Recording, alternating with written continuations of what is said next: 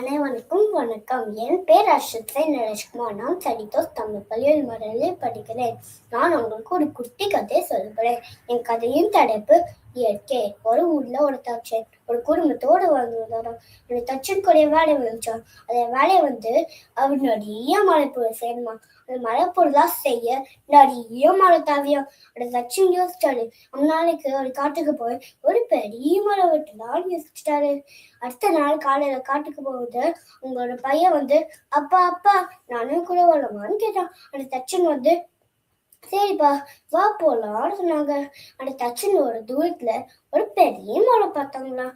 அந்த மரத்தை வெட்ட போகும்போது அந்த குட்டி பையன் அப்பா அப்பா இந்த மரம் வெட்டாத, இந்த மரத்துல குட்டி குடி கொடியெல்லாம் கூட்டியா காட்டிருக்கு, இந்த மரம் வெட்டினா இந்த குட்டி குடி கொடியெல்லாம் வீடே காதுடும் அப்படின்னு குட்டி பையன் தானா. அந்த தச்சன் சரிப்பா ஒரு வாடிக்கையாச்சு பார்க்கலான்னு சொன்னாங்க.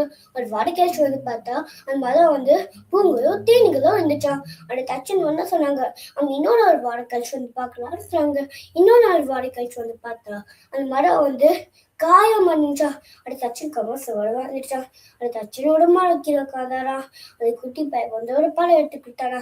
அது தச்சன் சாப்பிட்டாரா. அந்த குட்டி பையன் அப்பா அப்பா இங்க பாருங்கப்பா, நீங்க இந்த மரம் விட்டு போனீங்க, இந்த மரம் உங்களுக்கு நிறைய ஆக்சிஜன் பழம் காய் எல்லாமே தருது. திருவள்ளுவர் சொன்ன மாதிரி இன்னும் செய்தாலே ஒருத்தர் அவன் நானும் நன்னையும் செய்துவிடு. மரம் வெட்டினாலும் மரம் தான் உங்களுக்கு நல்லது செய்யும்.